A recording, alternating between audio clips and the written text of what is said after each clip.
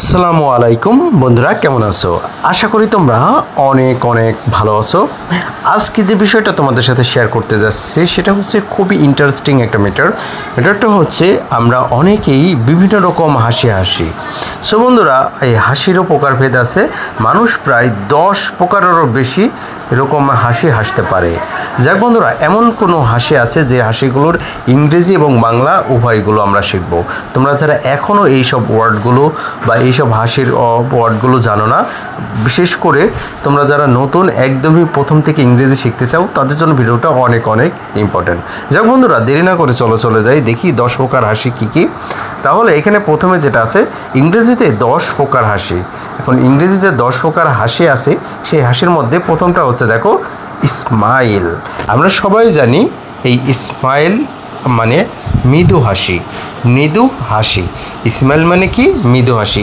এই স্মাইলটা আমরা জানি, স্মাইলের বাংলাটা কিন্তু আমরা অনেকেই কম জানি। স্মাইল মানে হাসি জানি, কিন্তু এটাকে বলে মৃদু হাসি।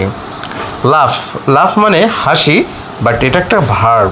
লাফ মানে হাসি, কিন্তু একটা ভার্ব, শব্দ করে হাসা। যেটা আমরা শব্দ করে হাসি সেটাকে বলা হয় লাফ। তারপরে দেখো টিটার এর বাংলাটা হচ্ছে হাসি, কিন্তু এটাকে মূর্খ হাসি বলে। টিটার মানে কি? মূর্খ হাসি। তারপরে দেখো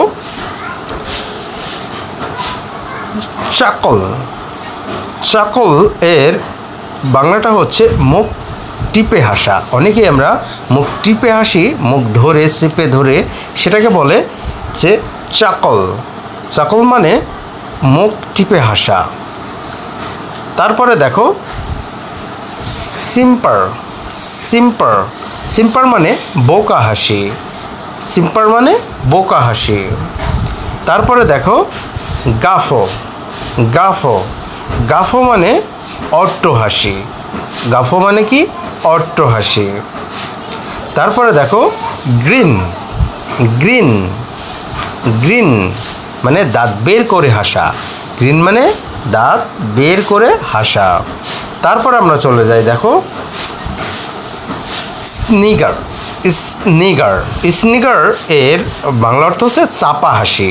আমরা অনেকেই চাপা হাসি মানে মুখ চেপে ধরো না, এমনি চাপা হাসি, যেটাকে মুখ বুজে হাসা, সেটা হচ্ছে চাপা হাসি। অ্যান্ড ফাইনালি শেষ যে হাসিটা আমরা শিখবো সেটা হচ্ছে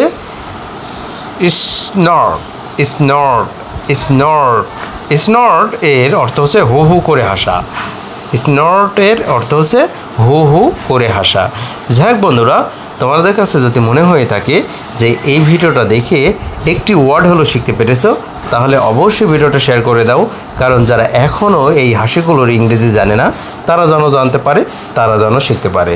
সো বন্ধুরা, আজকে এ পর্যন্ত। ভালো থেকো, সুস্থ থেকো, আল্লাহ হাফেজ।